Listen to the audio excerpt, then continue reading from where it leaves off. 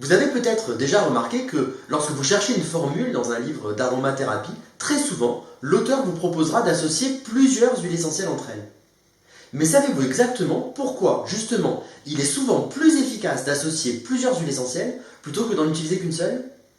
Eh bien, c'est ce qu'on va voir dans cette vidéo.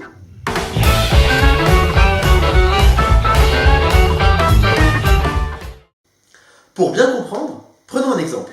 Imaginons que vous ayez mal à l'épaule. Vous pourriez faire un premier produit qui contiendrait par exemple 9 gouttes de Golteri couché.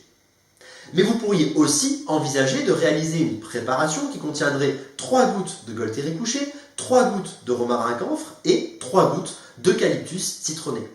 Dans les deux cas, vos produits contiennent autant de gouttes d'huile essentielle, 9 à chaque fois.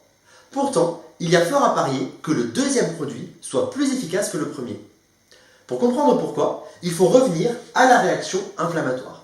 Celle-ci est déclenchée lorsqu'un précurseur est transformé en une molécule active qui va déclencher la réaction inflammatoire.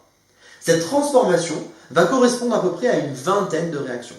Donc pour résumer, ça veut dire que vous partez du précurseur et que petit à petit, ce précurseur est transformé en une vingtaine de molécules jusqu'à arriver au produit actif qui déclenche l'inflammation.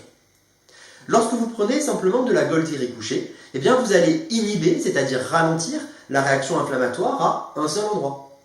Mais lorsque vous prenez 3 huiles essentielles qui ont toutes une action anti-inflammatoire avec des molécules différentes, eh bien vous allez inhiber, donc ralentir la réaction inflammatoire à 3 endroits différents.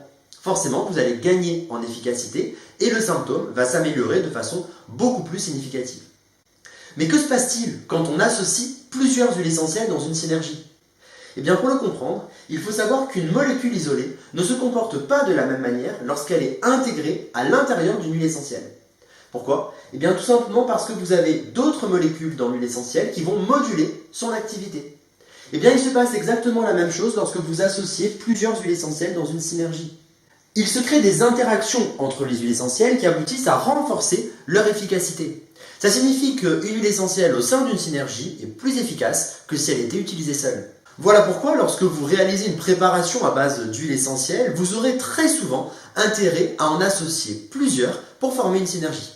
Voilà, j'espère que cette vidéo vous aura intéressé. Si vous voulez en savoir plus sur le fonctionnement des huiles essentielles, eh bien je vous invite à aimer la page du laboratoire Doumani et je vous dis à bientôt pour une nouvelle vidéo explicative.